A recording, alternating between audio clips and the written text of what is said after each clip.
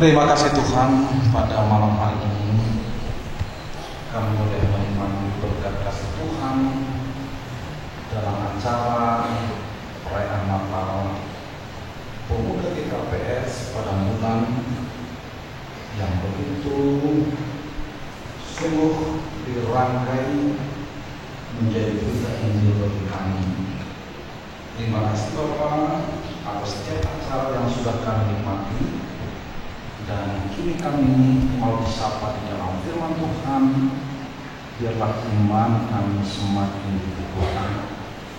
Dalam Yesus Kristus kami berdoa. Amin.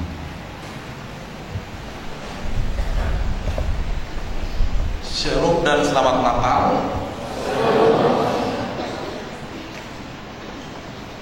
Saudara-saudara yang terkasih dalam nama Tuhan, dalam Kisah Rasul 1 ayat 8 sebagaimana tema Natal, kita adalah saksi Kristus, dan subtemanya diambil dari Filipi 2 ayat 2 dan 3. Karena itu sempurnakanlah sukacitaku dengan ini, hendaklah kamu sehabis sepikir dalam satu kasih, satu jiwa, satu tujuan, dengan tidak mencari kepentingan sendiri atau puji-pujian yang sia-sia. Sebaliknya, hendaklah dengan rendah hati yang seorang menganggap yang lain lebih utama daripada dirinya sendiri. Saudara-saudara yang terkasih, perayaan Natal sebenarnya bukan hanya milik orang Kristen saja. Seluruh dunia disemarakkan oleh suasana Natal. Ketika kita pergi ke tempat belanja mall, nuansa Natal ada di sana. Ketika kita pergi ke tempat ramai, dan ketika kita bertemu dengan orang yang tidak Kristen juga, ucapan selamat Natal ada di sana.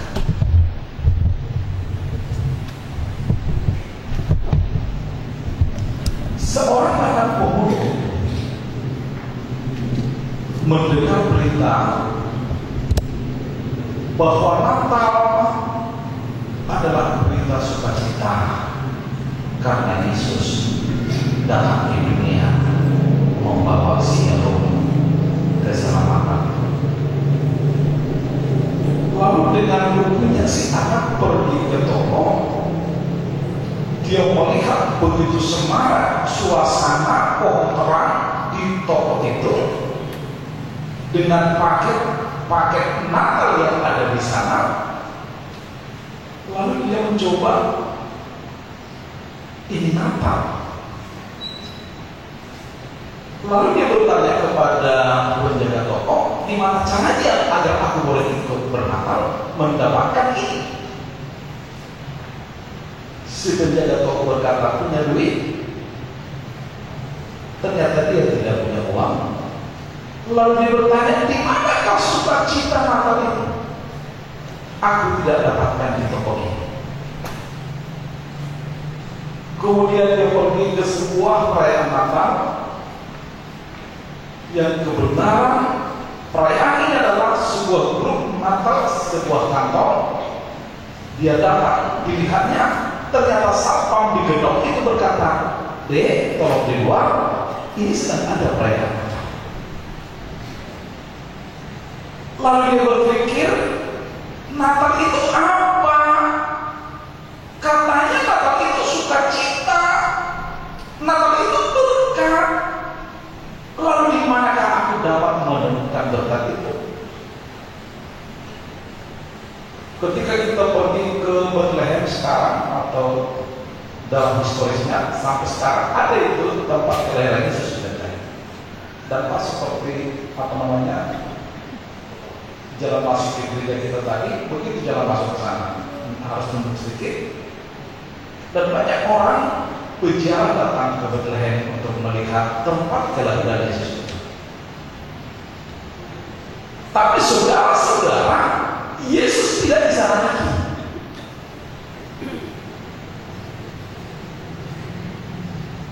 Lalu pertanyaannya adalah,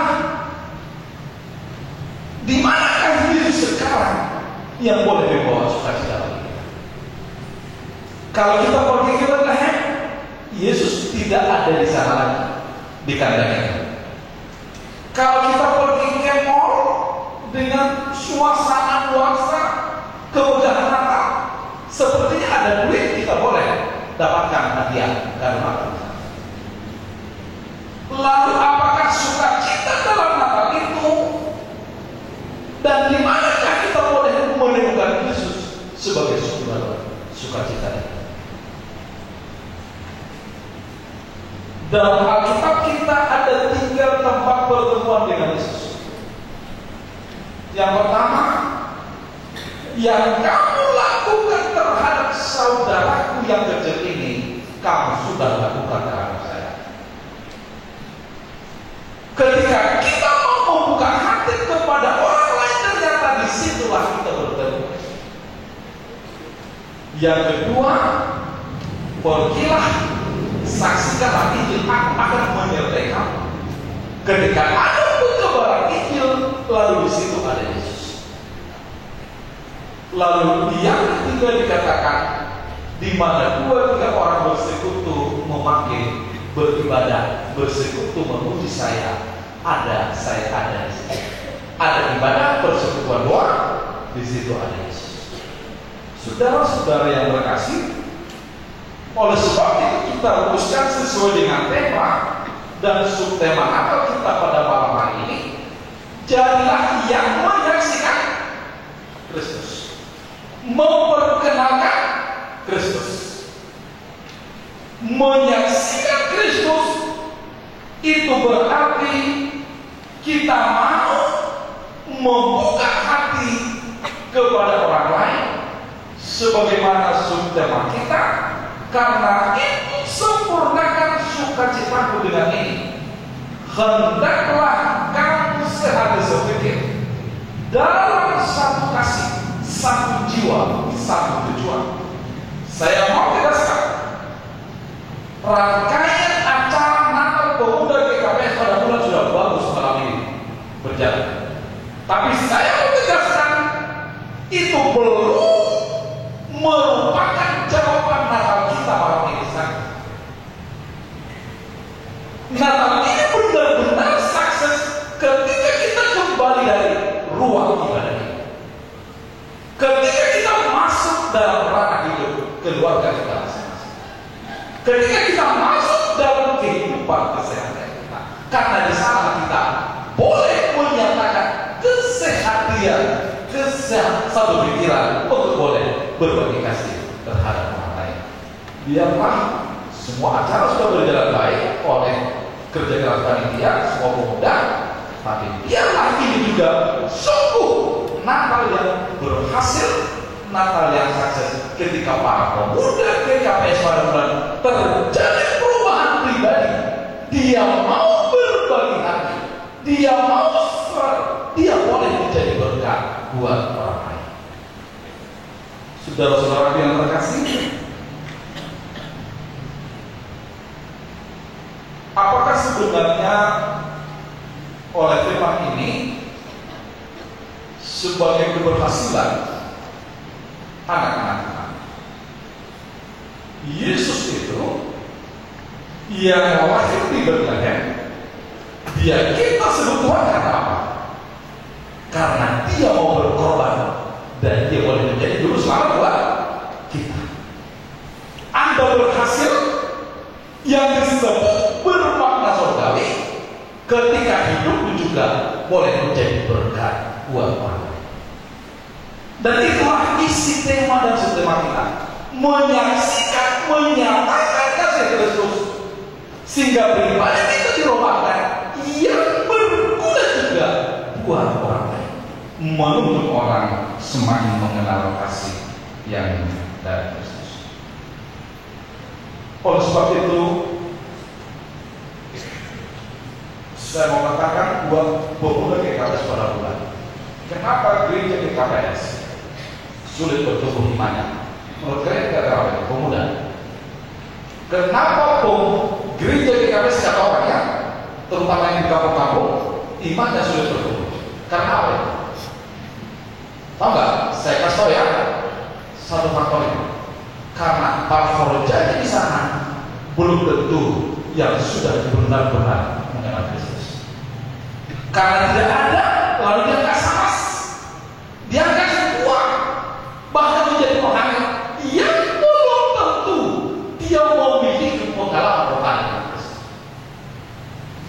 Yang kedua, sumber daya manusia, kompetensinya, kemampuannya. Dan saya pengalaman selama di Tangerang, banyak pemuda, alumni pemuda pada bulan ini yang sungguh-sungguh luar biasa melayani sana. Dan saya lihat mereka sudah bertemu, mengalami ada pengalaman rohani dengan Yesus, sehingga memang mereka boleh menjadi berkat buat jemaat kita di sana. Lalu ketika ada hambatan dan pertumbuhan rohani di GKPS, maka pemuda sekarang yang sudah menjadi saksi Kristus untuk masa depan juga untuk gereja kita adalah sebagai calon pemimpin rohani dan calon pemimpin di tengah-tengah keluarga dan masyarakat. Saudara-saudara yang terkasih, tergantung kepada bagaimana kita bentuk diri kita di dalam Kristus dalam tema dan subtema kita pada malam hari ini. Itulah yang sungguh kita imani dan amini. Kristus itu baik, kita amini itu, tapi tolong jangan Kristen laut mati. Tahu laut mati? Yang hanya menerima aliran, tapi tidak pernah mengalirkan. Lalu apa yang terjadi? Sampai sekarang di laut mati itu tidak ada satu ekor ikan pun, tidak ada kehidupan di sana. Lalu ketika kita bertumbuh belajar firman, tapi ketika itu tidak kita salurkan kepada orang lain, maka iman mati, tidak ada kehidupan.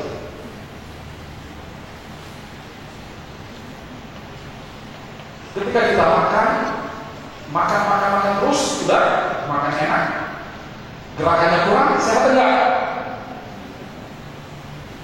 Ketika kita rajin baca firman, rajin beribadah, lalu kita enggak alirkan, enggak saksikan itu, kita tidak menjadi berkat, maka rohani sakit. Orang yang sungguh-sungguh sudah mengalami pertemuan dengan Yesus itu, maka sebagaimana Yesus mau berkorban dan actionnya sehingga kita peroleh selamat, biarlah Anda nanti semua ini menjadi rohani situasi yang sungguh-sungguh diberkati oleh Tuhan, sehingga kita ini semakin berkati oleh Tuhan, agar para pelayan di GKPS boleh berubah dan berubah karena mereka sudah mengalami pertemuan pengalaman rohani. Ada satu lagi yang saya mau katakan, karena ini konteks pemuda GKPS ya. Tahu nggak apa penyakit sosialisme? Saling sikut, saling iri, saling benci. Kalau misalnya yang mau ribut satu, dan saling sikut akhirnya orang lain masuk, orang lain menjadi tuan rumah di rumah kita.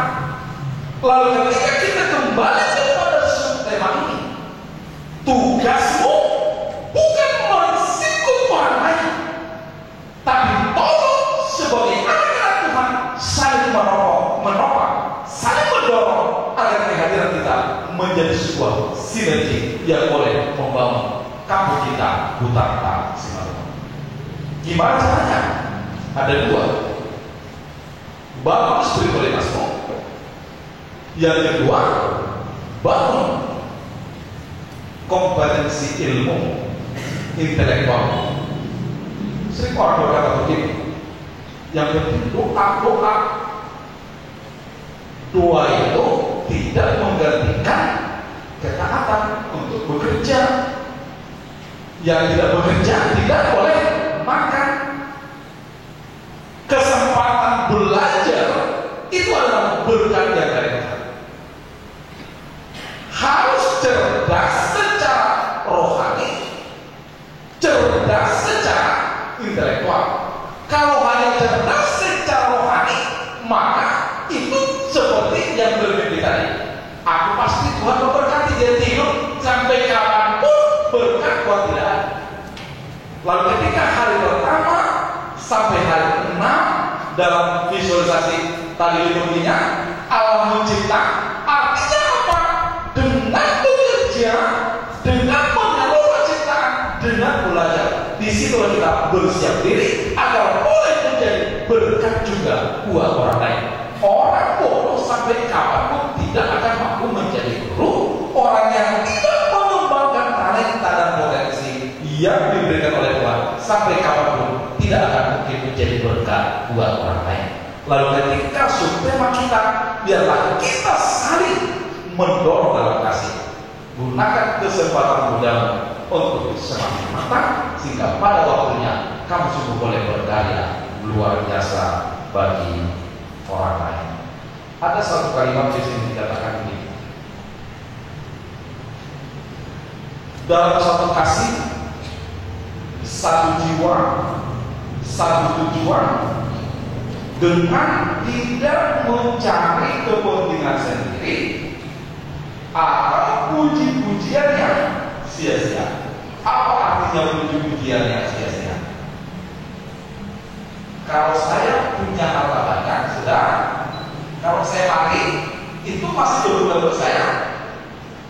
Tidak lagi. Memang selama hidup saya, kayaknya saya hebat karena saya punya banyak harta.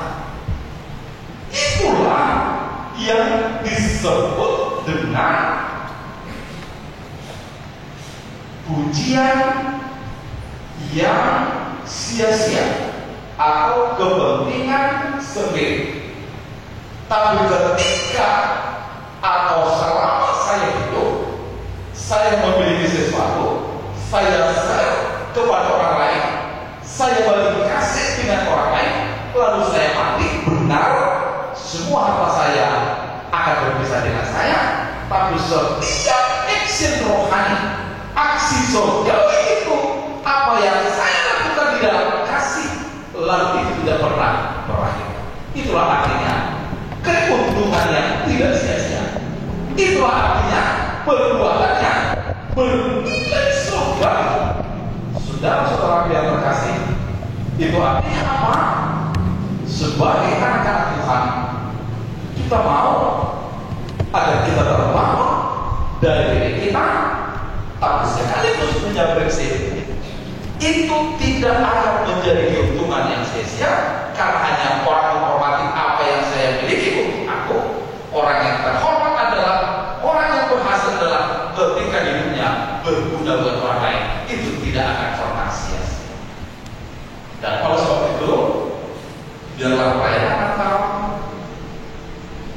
pada malam hari ini sebagai pemuda gereja, pemuda GKPS punya tekanan, aku harus menjadi figur yang percaya pada waktu itu.